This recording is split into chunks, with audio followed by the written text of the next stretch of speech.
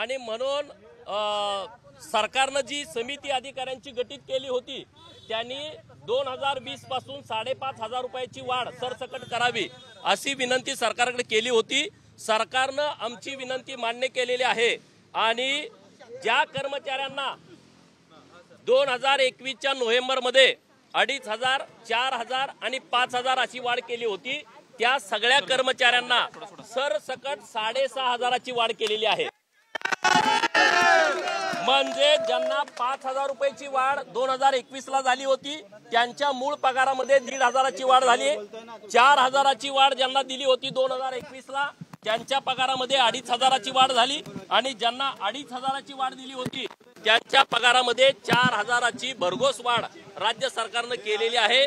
मी माननीय मुख्यमंत्री महोदय, माननीय उपमुख्यमंत्री महोदय आणि सरकारचं महाराष्ट्रातल्या कर्मचाऱ्यांच्या वतीनं आभार व्यक्त करतो। सर्व संघटनांनी माननीय मुख्यमंत्री महोदयांचं स्वागत केलं, अभिनंदन केलं, उपमुख्यमंत्री महोदयांचं अभिनंदन केलेलं आहे आणि त्यामुळे महाराष्ट्रातल्या सगळ्या कर्मचाऱ्यांना विनंती आहे की जो संप तुम्ही केला होता उत्स्फूर्तपणे त्या संपाला सरकारनं यश दिलेलं आहे आणि सर्व लोकांनी उद्या सकाळपासून आपण सर्वांनी ड्युटीवरती जावं अशी विनंती।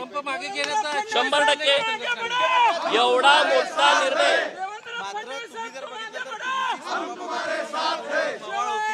संदीप शिंदे समितीची भूमिका काय?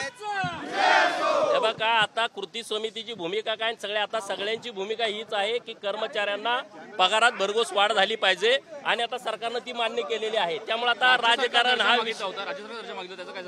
हे बघा राज्य सरकारच्या कर्मचाऱ्याच्या लेवलला घेऊन जाणं हे आमच्या सगळ्यांचं म्हणणं होतं आणि तशा पद्धतीनं मोठ्या प्रमाणात वाढ केलेली आहे आणि त्यामुळे